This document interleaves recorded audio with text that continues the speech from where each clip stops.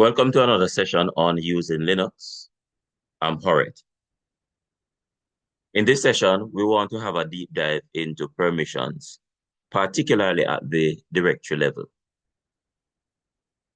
Additionally, we will be using the Linux portal for our demonstration so that what you learn in the theory, you can see it being applied in a practical sense. Whenever we are dealing with directories, we need to understand what does the read, the write, and the execute mean for a directory, because this is slightly different from a file. So when we're talking about a directory and we say we are going to read, then what it means is that we're able to display the contents of the directory. So read allows us to see or list the contents of a directory. When we talk about writing to a directory, then what it means is that we're able to either add or remove files or manipulate the files which are stored within that directory. And when we use the term execute with respect to a directory, it means that we are able to go into the directory. Therefore, we can make use of the cd command and cd into the directory. So remember, we have three types of permissions: read, write, and execute, which is denoted by R, W, and X, respectively. If we are going to be proper users of the Linux system, then we need to know how to change these permissions. And we can change the permissions by making use of the change mod command. So it's chmod, and that allows us to change the permissions. Whenever we are changing permissions, we usually have to indicate what permission we are changing and for who. And if you have a look here, you realize that we have 4 roles that we can change it for. We have the user, represented by U. We have the group, represented by G. We have others, which mean anybody else, represented by O. And we have all, meaning the user, the group, and others, represented by A. If we want to add permissions, then we can add permissions by using the plus sign. And the permissions that we can add are the R, W, and X permission. And also, we can remove permissions by using the minus sign. And once again, the permissions that we're talking about are the R, W, and X. We also need to know which resource we are changing the permissions for. And in order to do this properly, we need to know the resource as well as the path to the resource. So let's jump over into the Linux portal and let's have a look at some examples quickly. So the first thing that we're going to do is to look at where we are within the directory structure. And we do that by typing pwd. And we are currently inside the home folder. And we are particularly inside the Kalimi folder. So that's where we are. We are at home, in other words, for the user who is currently logged in. And if we want to know the user who is logged in, we use the who am I command. And it indicates that the user is Kalimi. We can also use the cat command.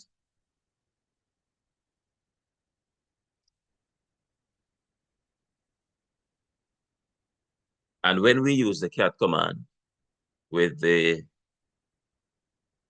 option that we have just used, then what it does is it shows us a listing of all the users who are on the system. And if we look at this line, we realize that Kalimi is a user. We also realize that we have other users like Jason, Bob, Sue, and Tom, and so on. And part of what we're going to be doing in one of these sessions is we're going to be looking at how do we create users and how do we manage those users. So we have just have a look at the users who are on the system. And we did that by using the cat command to view the password file, the PASSWD file, which is located in the etc folder, etc. So let's clear this. And remember, what we are trying to accomplish is we want to have a look at permissions. So now that we are in we know which folder we are in, we can simply do a listing to see all the stuff which are inside the folder. And we realize here that we have a few directories inside of this folder, as well as some files. Let's create another file. So we're going to use the touch command, and let's call it file1.txt. And if we do another listing where we look at the details of the file, and we locate the file1.txt, we realize based on the permissions, the owner has read-write access and the group has read access, and everybody else also has read access. In terms of who owned the file, it is this thing here, Kalimi. And in terms of the group, it is this thing here, Kalimi. Now, this means that by default, the primary group has been assigned to the file. Let's have a look at how do we change the permissions on the file, and then we will move into looking at how do we change the permissions of a directory.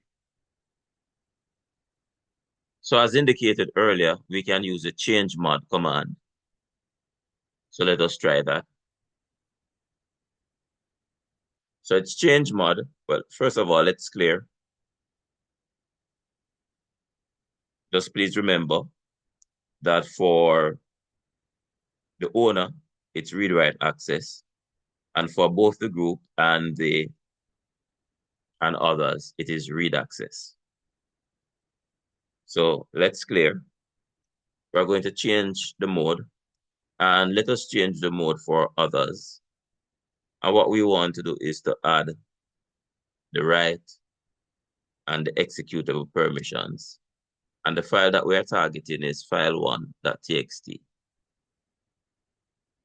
So we have issued the command, and we're going to go again and have a look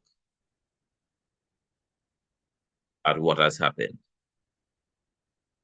And if we look at the file, now realize that we have added the write and the executable to others. So that was pretty straightforward. Let's clear again, and let us make use of the change mod command once more. And this time, let us put others, and let us subtract read, write, and execute. And it's going to be file1.txt. So what we're trying to do here is to remove the permissions from others. By the way, this looks like a 0. So let me go back and change that to an O.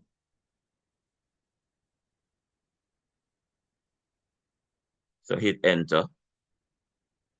And once again, we are going to do our ls. And if we now look at file1.txt, we realize that for the others, it is now saying it's blank. because we have taken out the read, the write, and the execute. So let's now create a directory. So clear, and let's create a directory called temp. So make directory temp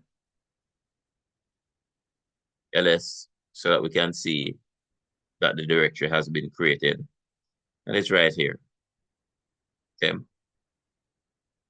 If we examine what has happened of the permissions, then we are seeing that the owner has read, write, and executable access. We are seeing that the group, it has read and executable access. And we're also seeing that the others have read and execute access. If we go back to where we were, remember what we are saying for directory. When the execute is set on the directory, it means that we can cd into the directory. When the write is set, it means that we can add and remove files from the directory or modify files within the directory. And whenever we read, it means that we can list the contents of the directory.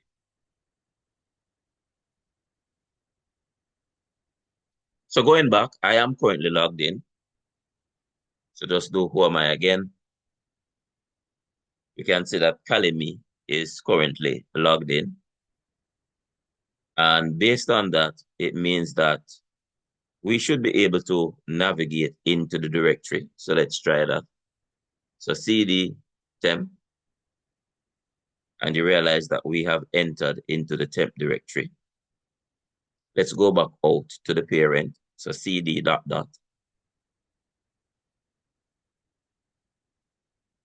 We can also, based on the permissions here, we can also add stuff to the directory.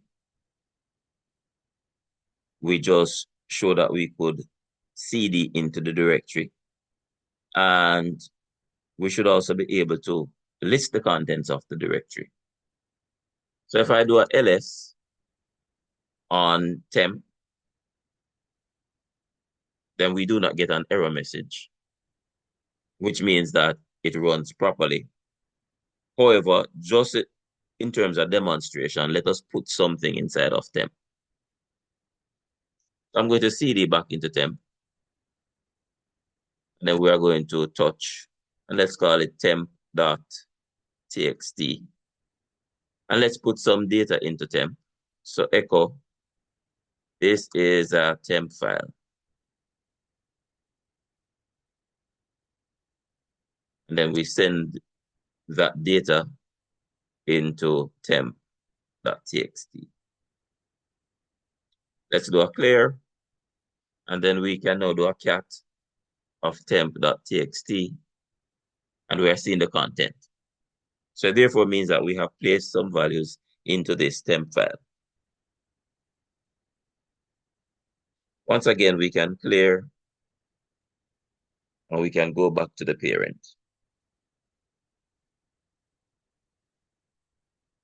Doing ls again. We have our temp directory. We have just demonstrated that we were able to modify the content of the directory in terms of putting a file in it. And we have also demonstrated that we were able to list the contents of the directory. ls temp. Now see, we're seeing the file temp.txt.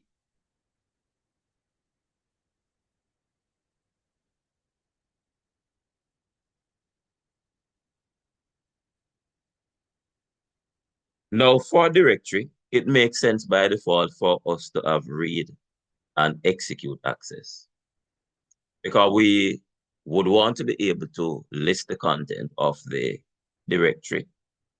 And we also would want to be able to go into the directory. So by default, the read and the execute access have been placed on the file, on the directory, sorry, for both the group and also for others.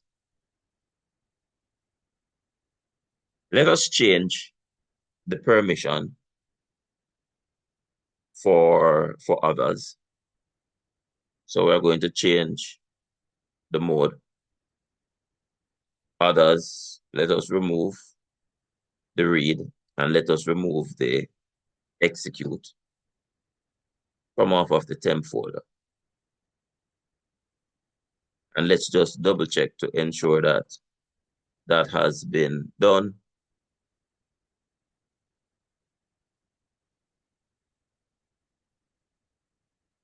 So I have simply used the wildcard character, T followed by the wildcard character, just to limit the kind of information that I'm going to see. So I'm filtering through the information. And what we are seeing here is that we have the temp folder. We have a file called The Best Teacher Ever. We have another file here called temp.txt. So just bear that in mind that we can use these things to filter if ever you find that you have too much information on the screen. All right, going back to where I was, you can now see that for the others, we have removed the permissions. So there's no read, there's no write, and there's no execute permission that is given to others. Now remember, I had shown you earlier that there were a few persons, other users who were created on this system. So what we're going to do now is we're going to switch user, and let's switch user to Bob. We need to enter Bob's password. And you can see that the prompt has changed. And if we do a who am I, you can see that we are now Bob. And let's do PWD to see where we are. We are at Calimi. And if we try to do a LS, inside of Calimi, it tells us that the permission has been denied. Now remember, inside of Calimi, there is this folder called temp. So let us see if we can navigate directly to that folder. So ls/home/calimi/temp. Once again, permission is denied. Now this is important. So let me exit out of this user. So we're going to exit Bob. We're going back to who we were before. We were Calimi. And we're going to have a look at the permissions. Now remember, we had indicated that we had taken off all the permissions from off of temp. That's one. So anybody apart from, well, put it the other way, nobody apart from Calimi has access to this temp directory. So that's one thing to bear in mind. Secondly, I'm going to go back out to the parent, because remember where we are. We are at home Calimi. I want to go back out to Calimi. So cd ... And I want to have a look at what the permission on Calimi is. And if you look at the permission on Calimi, you will realize that both the group and others do not have access to this folder. So the only person who has access to this folder is actually Calimi. So that's very, very important, because what it means is, even if on the inside we change permissions on directories, because Calimi on the outside does not permit anybody to go into it apart from the owner, it means that even if you put on the permissions, you would not get access. So we're going to demonstrate exactly what I just said. So let's go back into the Calimi folder.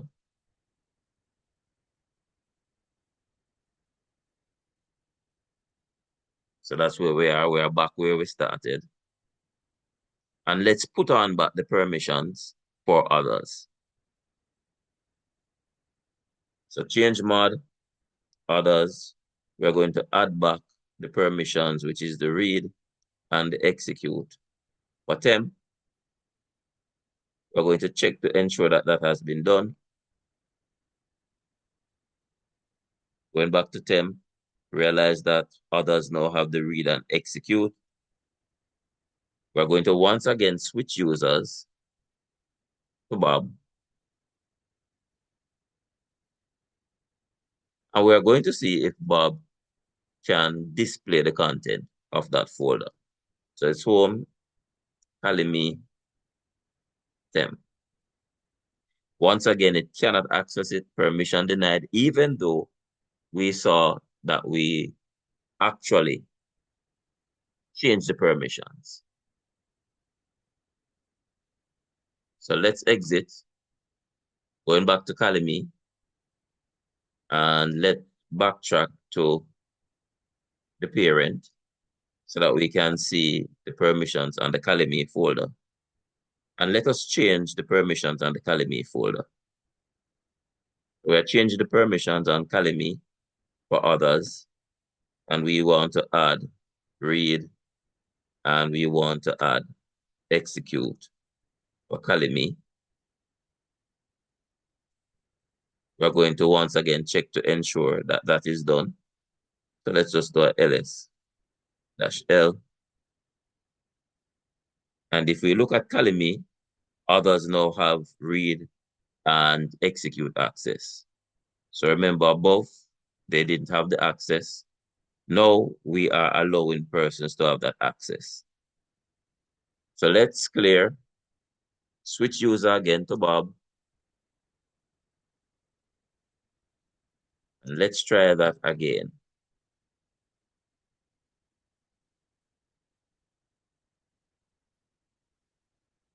And now realize that we are able to see the temp.txt file by using the list command.